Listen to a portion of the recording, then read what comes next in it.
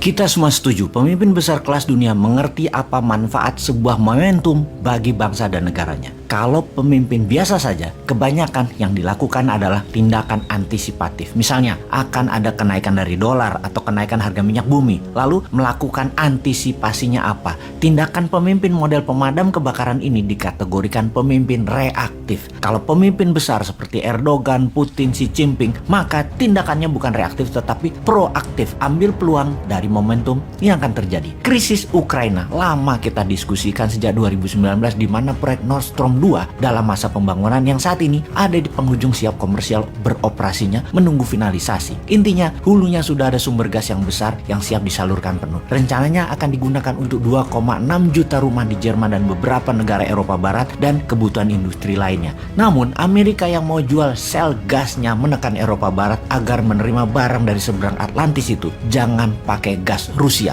Putin berang. Maka Rusia cari alasan selain Putin punya romantisme sejarah yang ingin membuat dirinya bagaikan Catherine the Great, sang ratu yang menyatukan seluruh wilayah yang kemudian jadi patokan Stalin menjadi wilayah Soviet, di mana Putin akan ambil balik membuat Rusia baru. Alasannya Putin tidak mau NATO ada di pagar Rusia. Kalau NATO masuk, negara yang diambil NATO tersebut akan dianeksasi, diserbu dan diambil. Kembali ke Xi Jinping. Dalam masa yang cepat, Xi Jinping dan Putin baru saja menandatangani sebuah kontrak dagang senilai 118 billion dolar untuk transaksi Tiongkok beli minyak dan gasnya Rusia. Dengan tawaran tersebut, kalau gas Rusia tidak ke Eropa Barat, sebagian diambil Tiongkok. Itu jenius. Lalu apa yang Tiongkok akan lakukan?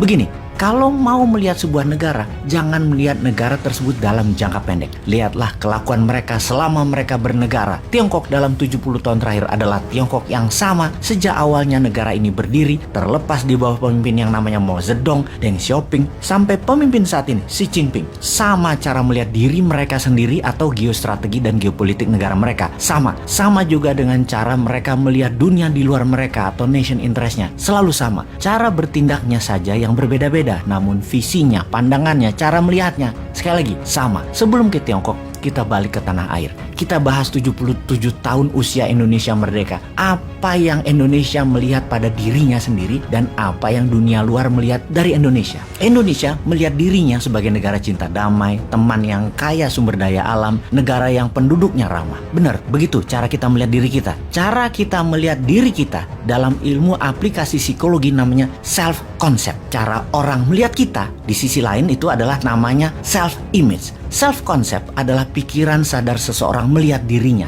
Self-image adalah pikiran bawah sadar seseorang yang tertanam di dalam. Jadi apa yang orang lain lihat adalah self-image yang ada dalam data pikiran bawah sadar seseorang. Self-concept Indonesia melihat dirinya adalah sebagai negara cinta damai, teman yang kaya sumber daya alamnya, negara yang penduduknya ramah. Dan apakah negara lain melihat begitu? Lalu apakah sesungguhnya self-image Indonesia? Apa gambaran citra negara lain melihat Indonesia? Indonesia itu di buku putih Departemen Pertahanan negara tetangga seperti negara Malaysia, Singapura, Australia melihat Indonesia adalah ancaman karena Indonesia citra dirinya yang dibaca oleh mereka adalah negara agresor. Sesungguhnya bawah sadar aslinya Indonesia itu adalah negara pejuang, negara global player, pengendali atau domination country yang semua itu dimainkan dengan baik oleh Gajah Mada, Hang Tuah, Prameswara, Sriwijaya dan hingga presiden pertama kita, Soekarno. Karena itu, bagi negara yang butuh Indonesia, tidak boleh hadir lagi pemimpin Indonesia yang agresor, yang berani, yang punya jaringan internasional, yang banyak referensi berpikir dengan buku, dan dikelilingi orang cerdik pandai level dunia.